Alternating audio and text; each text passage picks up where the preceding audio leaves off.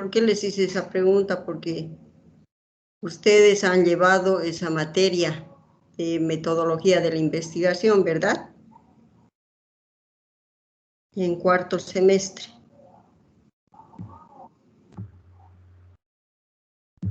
Sí, doctor. Sí, doctor. ¿Verdad, no? Y muchos respondieron bien. Bueno, ahora vamos a empezar con el tema. El método epidemiológico. Como ya sabemos el concepto de método. Doctora, perdón. ¿Sí? A mí no me sale la diapositiva. ¿Es mi internet? No sé si es mi internet o si... Sus compañeros, Sí, por favor. Sale. Sí, Leonardo, creo que es su internet, porque para mí parece. Sí, está bien. ¿Está bien la imagen? A mí me sale normal. Ya, gracias. A mí también. Podría ser una deficiencia de su internet. Sí, yo voy a salir y volver a la clase. Ya, muchas gracias, señor.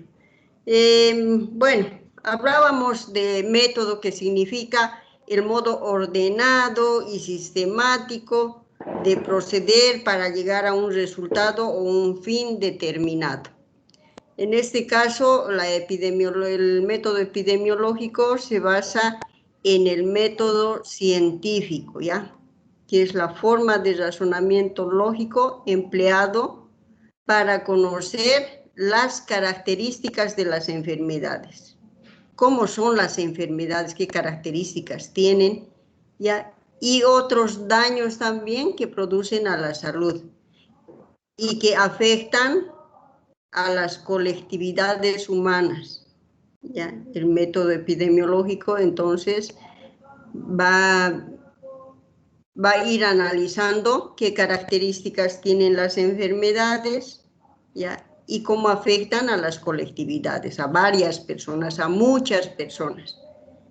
Y todo esto, ¿con qué fin se hace? Con el fin de transformar estas enfermedades, poder dominarlas, o sea, el conocimiento que vamos a adquirir de ellas nos va a ayudar a poder dominarlas e influir positivamente en la salud de toda esa población.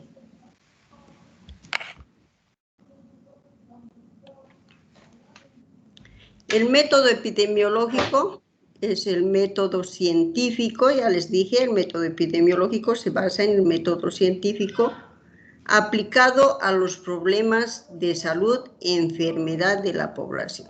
No solamente las enfermedades, también salud. Fases del método epidemiológico. El primer paso es la observación. Se observa rigurosamente la realidad sin intentar modificar. Ese es el nivel descriptivo. Ya teniendo esta observación y datos previos, se elaboran hipótesis explicatorias sobre la base de los paradigmas imperantes. ¿Qué será la hipótesis? ¿Quién sabe qué es la hipótesis?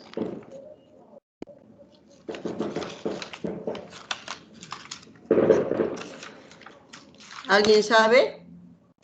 La hipótesis es una conclusión de un suceso, doctora. Una suposición de una suposición, ¿no? De un hecho. O sea, es una suposición hecha a partir de unos datos que ya tenemos. ¿Por qué? Porque hemos realizado una observación. Gracias, señor. Entonces, en base a esa observación, y aquí dice paradigmas, ¿verdad? ¿Qué son paradigmas? Paradigmas son ejemplos a seguir, modelos a seguir. Entonces, se elaboran hipótesis explicatorias sobre la base de los paradigmas imperantes a nivel analítico. ¿Recuerdan ustedes que es descriptivo, analítico, también es experimental? ¿Qué son? la ecoepidemiología. ¿Qué son todos ellos?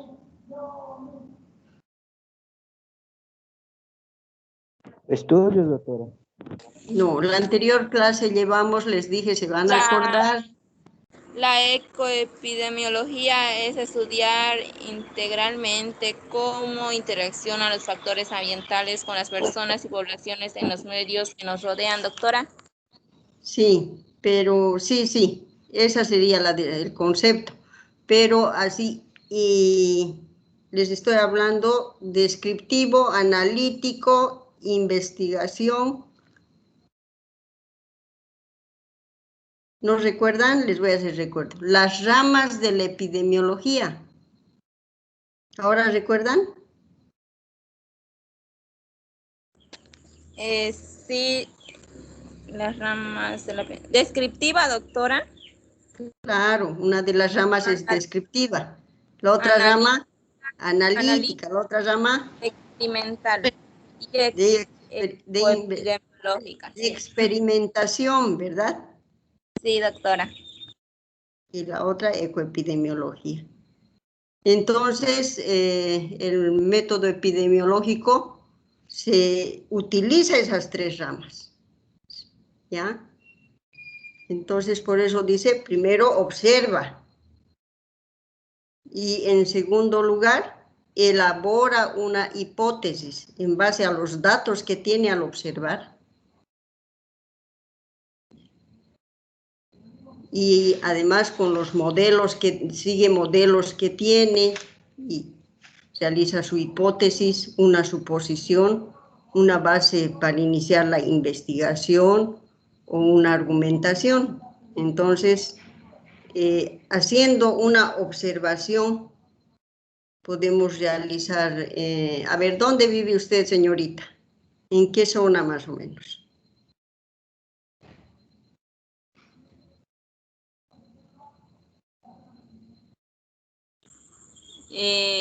Yo, doctora, vivo en Santa Cruz, en San Ramón. En San Ramón, digamos en San Ramón. Ya, varias personas están enfermándose con hepatitis. Ya, entonces tenemos que observar el lugar,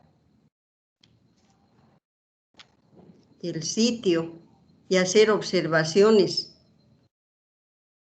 de dónde posiblemente proviene esa infección. Vamos a verificar los alimentos, de dónde obtienen alimentos, dónde se producen los alimentos, de dónde procede el agua, cómo obtienen el agua potable. ¿Se dan cuenta? ¿O qué nivel de higiene existe en ese pueblo, en la población? ¿Cómo viven las personas? ¿Qué tipo de vivienda tienen? Todo ello pues, se analiza y sacamos una hipótesis. Podemos decir se trata de una hepatitis y que puede provenir de las aguas de consumo, las aguas que están consumiendo los habitantes de San Ramón. ¿Se dan cuenta? ¿Me captan o no? Tienen que participar, por favor. Si no me están entendiendo. Está entendiendo. Ya, entonces nos planteamos nuestra hipótesis. Ya. Luego, en el tercer paso, se intenta verificar la validez de esa hipótesis, o pueden haber 2, 3 hipótesis. Verificamos de acuerdo con la estrategia escogida para el caso, utilizando diferentes diseños de investigación. En la cuarta etapa, ya de conclusión, de acuerdo a los resultados obtenidos, podemos aceptar esa hipótesis o podemos rechazarla.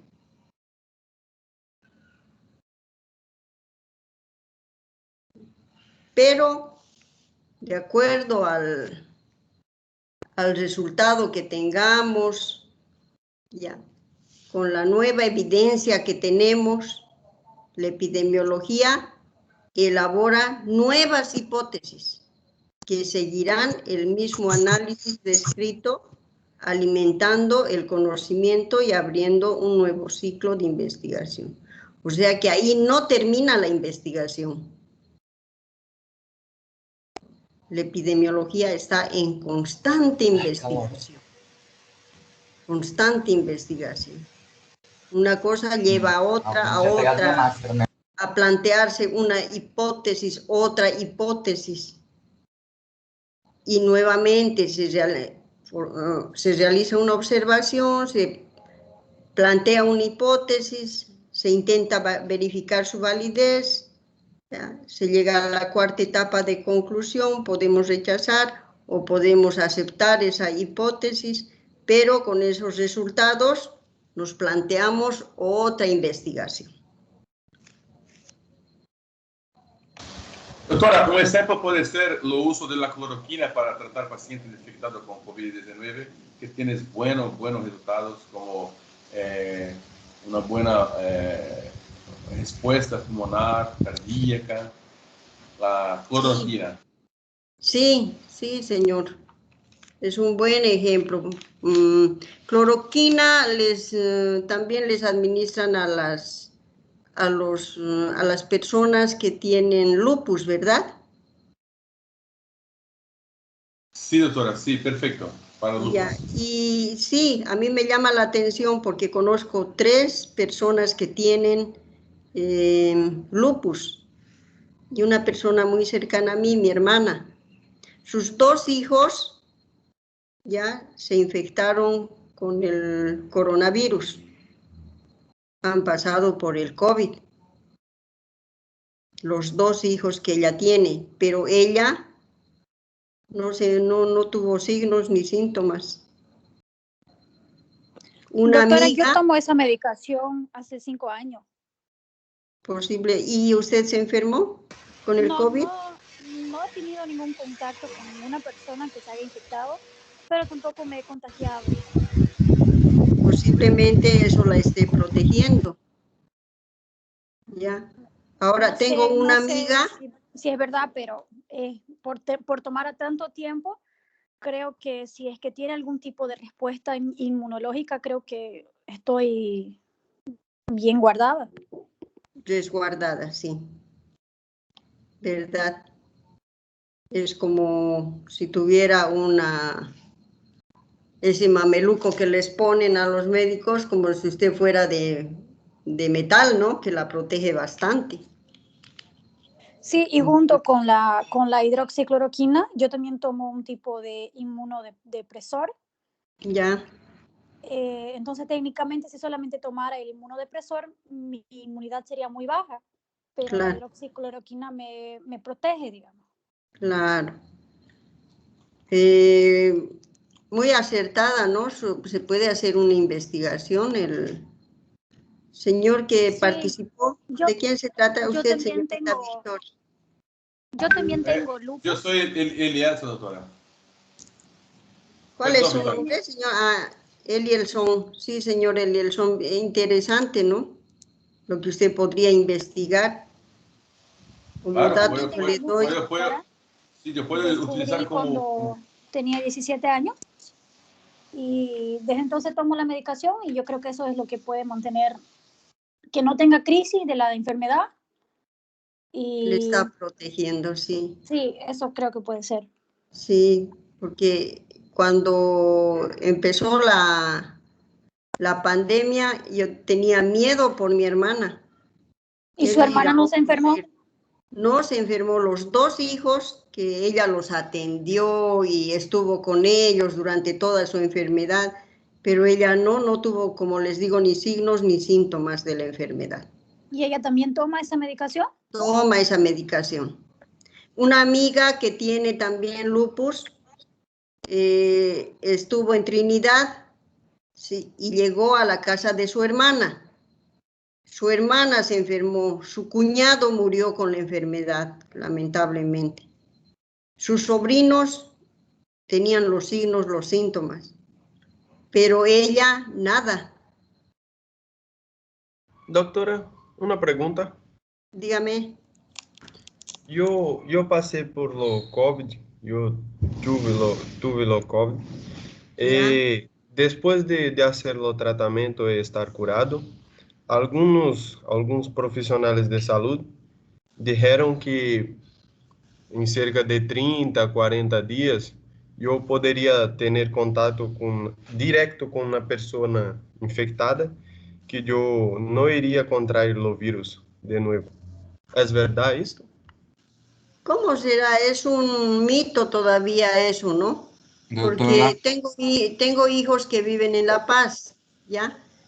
Y mi hija pasó por el COVID y más allá del mes, ya se enfermó, no sé si fue una recaída, una reinfección, pero estuvo resfriada, tenía más alergia, unas erupciones en la piel. Como si fuese una reinfección, pero más sencilla. No, más fuerte más bien. doctora, Dígame. sobre eso que Leonardo habló, yo contraí lo COVID hace unos 6 meses más o menos. Ya. Y después de un tiempo yo pensé que también no podría pegar otra vez más, pero hace unos 2 meses ya yo contraí la segunda vez del COVID. ¿Y Y cómo? entonces creo que eso sería un mito de la persona contraer los virus una vez solo. Exacto. Doctor, permiso. Dije, Adelante.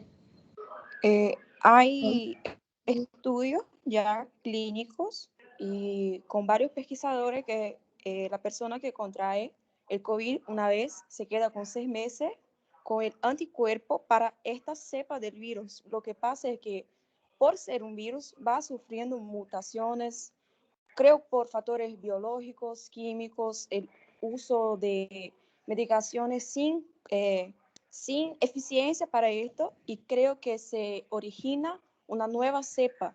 Entonces la persona no está, la persona que contrae una vez Inmunizada para esa cepa. sí, quiere decir que no está con una defensa de anticuerpos para esta nueva cepa que está así reinfectando. sí. Y como Esa dije, sería una buena respuesta, ¿no? sí, y como dije que la segunda infección por COVID es como la dengue. La segunda infección siempre es más fuerte que la primera. Los síntomas, como dije, se puede venir 2 veces, dobrado. Leonardo, doctora, Sí, para mí porque fue al contrario. La primera vez que yo tuve todos los síntomas, todo. Y yo me pasé mal y nada, tuve que ir a clínica porque estaba muy mal. Pero la segunda vez, la única cosa que tuve fue la pérdida de olfato y de paladar.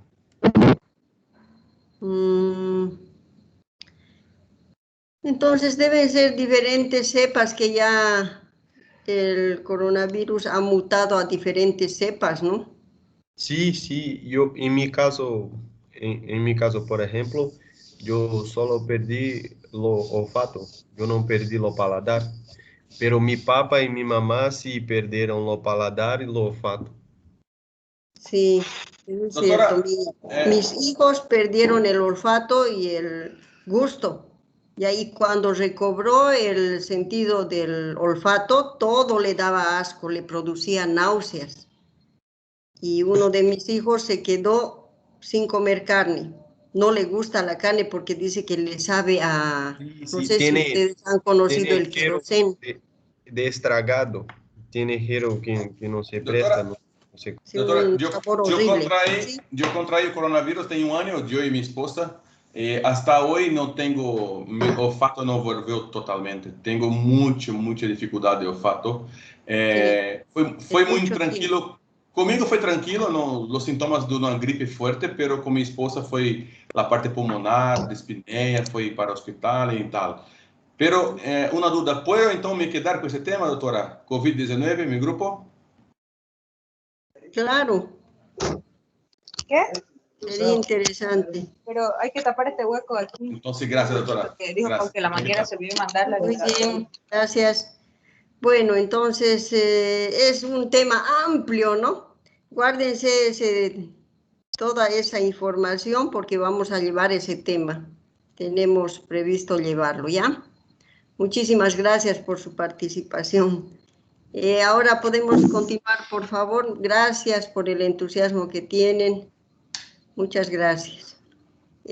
Vamos a ver ahora el tema del método epidemiológico, ¿ya? Y podemos hacer una comparación con el método clínico, pero primero haremos en forma individual cómo se lleva a cabo el método epidemiológico. ¿Qué pasos sigue? ¿Ya? Tenemos una comunidad enferma o sana, cuyos antecedentes, vamos a ver los antecedentes del área a partir de varias fuentes. Eso es la recolección de antecedentes. ¿Ya? Y hacemos una inspección del área en general y particular a determinados servicios, en este caso servicios básicos podríamos hacerlo. Si estamos en la población de San Ramón. Luego, una vez que realizamos toda la observación, dijimos, ¿no?, que vamos a observar y obtenemos datos. Entonces, nos formulamos una hipótesis epidemiológica. Luego realizamos las recomendaciones generales. ¿Qué vamos a hacer si teníamos en la hipótesis que la infección podría provenir del agua de consumo? Entonces hacemos exámenes del agua, de los alimentos y otras muestras más que obtenemos. Y formulamos nuestro diagnóstico epidemiológico. Tomamos las medidas de control, digamos que esa fuente de agua era un estanque de donde repartía a toda la población. Entonces vaciamos toda esa agua, desinfectamos ese tanque de agua, ¿ya?, y purificamos el agua que vamos a distribuir a las personas. Y eso quiere decir, en epidemiología, remoción de la causa, ¿ya? Damos de alta a la población por remoción de la causa. Luego se llena la ficha epidemiológica, realizando el informe. Esos son los pasos, ¿ve? Una secuencia de pasos, son pasos ordenados, pasos ya previstos. ¿Se entiende? Ese es el método epidemiológico que se basa en el método científico. Hasta ahí espero que se haya entendido. ¿Cuáles son las etapas entonces del método epidemiológico? La observación, formulación de la hipótesis y la verificación de la hipótesis, para luego formularnos otras hipótesis, otras investigaciones, ¿verdad? La metodología epidemiológica es la teoría de la multicausalidad en la producción de las enfermedades, o sea, múltiples causas para que se produzcan las enfermedades. El método epidemiológico, epidemiología, ¿qué realiza la epidemiología? Estudia, mide la ocurrencia de la enfermedad en grupos de personas, ¿no?, en un tiempo determinado, un lugar determinado, y se encarga de buscar las causas y poner alternativas de solución. Han visto ustedes, ¿no?, cómo hemos realizado, nos hemos formulado una hipótesis, hemos buscado las causas y hemos resuelto esas causas, eliminado esas causas. Doctora, Dígame. Voy a tener que salir de su clase. Resulta que tengo otra clase ahorita. ¿Ya pasamos la hora?